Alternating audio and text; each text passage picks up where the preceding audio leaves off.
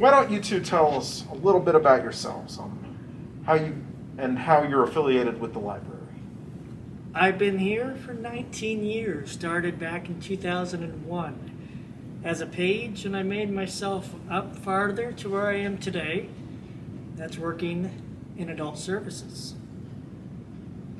And I'm Kiley. I'm David's wife. We met in 2018 here at this very same library, and we got married last year.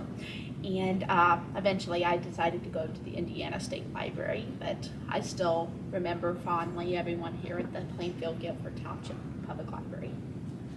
So where did the two of you grow up? Plainfield, here in Plainfield.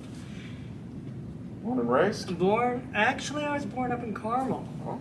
Started up in Carmel, Indiana, and I moved down here when I was 6 years old. How about you, Kylie? I was raised in Plainfield for the first half of my life, and then I moved to Indianapolis, and then I moved to Cloverdale, Indiana, in the country, and then I came back to Plainfield, so been all over. So, when the two of you were growing up, who in your households did the primary cooking? Mom, she made everything. From cherry pie to turkey legs. She made it all. She didn't really make turkey legs, but she made tons of food. Casseroles, pot roast, Aunt Bee's, that kind of food. Well, growing up, my primary people that I looked towards for good food were my grandparents. They did most of the cooking, and a lot of it was like home cooked. My grandpa's well known for making homemade pizzas and pancakes, and my other grandparents were more well known for their Spam and their homemade pies. I love Spam. Yes, I know you do. Thanks. Got to introduce that. Oh yeah. And my grandmother on my mom's side made a lot of the traditional foods, so a lot of soups and meatloaves, things like that. All right. So, what were your favorite meals when you were growing up? Cherry pie. Always a It's good not a dish. meal, David. I know, but I'm starting. You go with the dish first, like the dessert, and then you work your way back. That's what you do, because life's short, right? You go with that dessert. So yes, cherry pie my top first, and then let's go backwards. My favorite's got to be meatloaf. It's just a good dish. It goes along with almost anything. Green beans, asparagus. It's pretty good. And he usually does like the savory food, so every time he says cherry pie, I think, you don't like cherry pie as much as you say you do. Hi, Mom. My favorite foods are usually meat and potatoes, basically. I'll take any dessert you lay out in front of me. All right. And were these typical meals you had when you were kids? Yes. Yeah? Oh yeah. Yeah, grew up on a lot of junk food as a child, though, except when I went to my grandparents. So David's mentioned the cherry pie, although you might Holy not like cow. that as much as you think. What are your favorite desserts?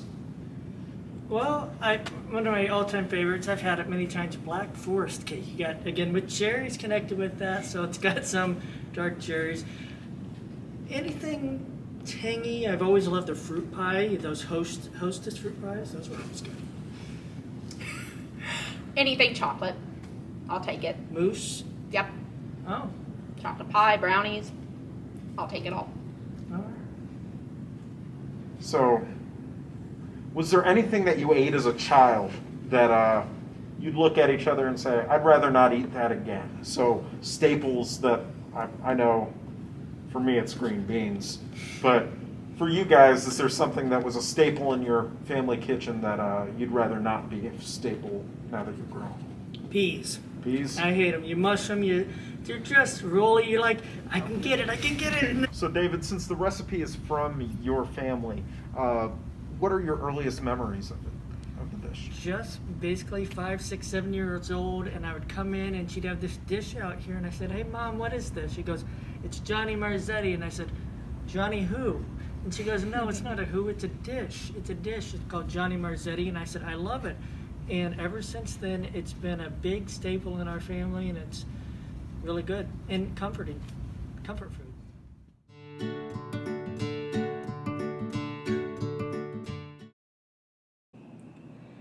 Hello folks, I'm Dave the Thai guy here, and this is my lovely assistant, Kylie.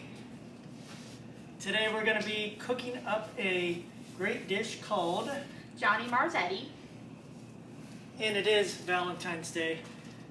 Coming up in a few short weeks, and Yes. oh, look at this! Look what he has for I me. know, here you go. Thank you. Even though they're fake, it's still really nice to have them. Thank you. Alright, so we're going to start this up. You cut on that part, and we can just keep going here. Alright, let's see how quickly you can tie that on. So,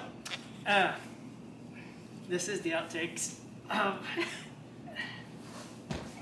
me tie that for you. Okay. So what we're gonna be making is We're making Johnny Marzetti. Johnny Marzetti. Which is a dish made up of noodles, cheese, tomatoes, and ground beef. There you go. It came out in 1940 out there over in Columbus, Ohio. And it was created by Teresa Marzetti, who had a brother-in-law named Johnny Marzetti, which is where the name came from. This dish was very popular for school children in the Midwest during the 1950s and 60s. Let's get started. Yeah, let's go ahead and get started here. So we have our pot of water boiling here for the pasta.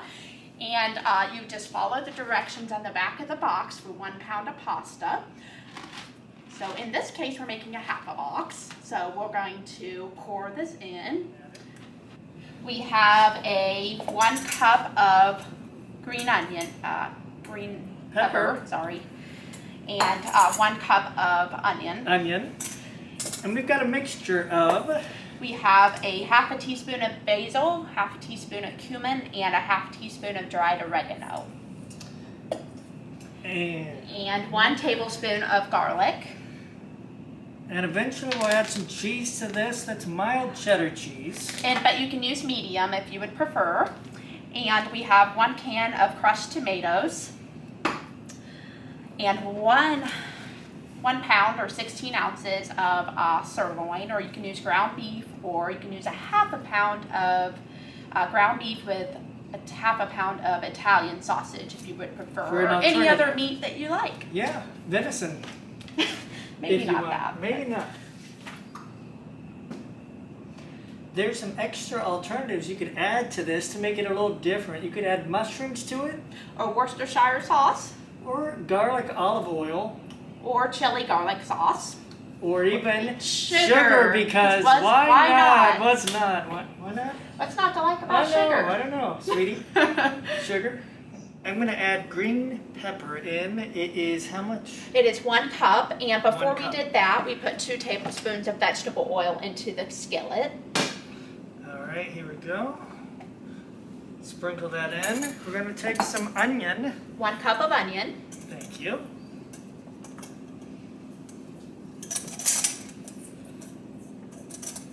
And then we're going to take this. Right? Yeah. We do not do that No, one we yet. don't. That's an outtake right there, folks. Do you need to add the garlic?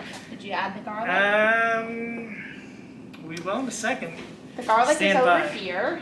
Here we Seem go. to be misplacing our ingredients Yes, today. or other things. All right, we got it right there. Bam. There you And go. then next we add the lean ground beef. All right, here we go.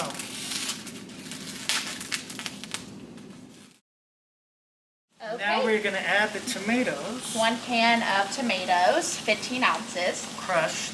crushed. And the Mixing next that in. thing we need to add is salt and pepper to taste. So we'll put that half a teaspoon of each in, or however much you want to use. And then we just saute it all together. And then finally, we add the oregano, the cumin, and the basil. Awesome. We mix it all together. And it just smells up the place wonderful. To pour the mixture of macaroni and meat and vegetables in the pan. He's going to layer it. Yep. Just get just a mixture of it all. It doesn't have to be perfect.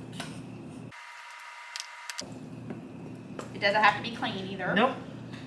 And even if it makes a little bit extra, that's the fun of it. And if you have a dog handy, this is the perfect time for that dog To have its own dinner. Sorry, that's just part of the humor. Gets a lot worse if you listen more intently. All right, so let's keep going. We're gonna just sprinkle this. You missed some. Missed a spot. Little spot over there. And you would top it with your favorite cheese. It can be mild cheddar or medium cheddar. So you top it, and then after you top it with this cheese, you're going to make sure your oven is preheated to 350. Which it is, yeah. Once you put it in the oven, you set the timer for 20 to 25 minutes or until the cheese is bubbly and brown. Yes. All right, take a look. We've now layered this, and it looks ready to go in the oven. With the magic of filming, we will just put this in the oven, and then we're going to pull it out here when it's done. Safety first. All right. Don't forget to add a little flavor to your life, Oh, and we that's hope awesome. you enjoy this recipe. Let's try that again. Don't forget a little flavor. Okay. Oh, ready? 3, 2, 1. Don't. Stop believing. Don't. Okay. Well, let's cut that one All out. right, fine. I keep expecting him to say it because he's all ready to go. I am ready.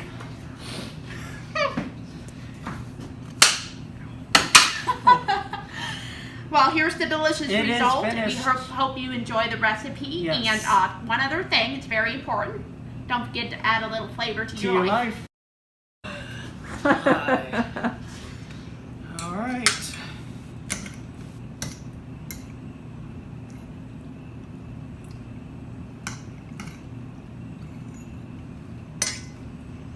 Tastes like comfort food. Tastes just like candy. Mm. No, I was going to say That it was tastes Lucy. like what your Sorry. mom It said. tastes great. It really What does. your mom would have made. It really does. The cheese is bubbly.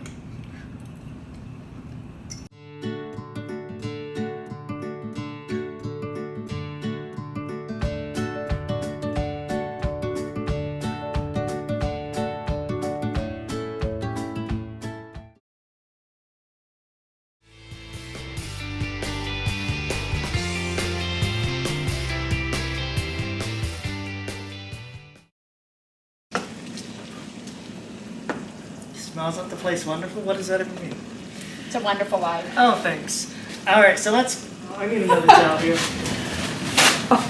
Guys, don't worry. A cooking show I watched last week had a 2-minute segment where the chef was focused on catching a fly. Where's that fly? Ow. So, All right, we're still waiting on that water to boil. That's fine. Take 1. There you go. Trying to think of what else. There it is. does the recipe call for any of the water to be reserved? No, no water. Nick, it's not that kind of a recipe. Oh my. So right now we're draining the water, the pasta.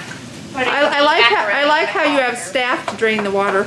Yeah, thank you. It's This It's what help this we is can Nick, get. who's the nice help. he is awesome.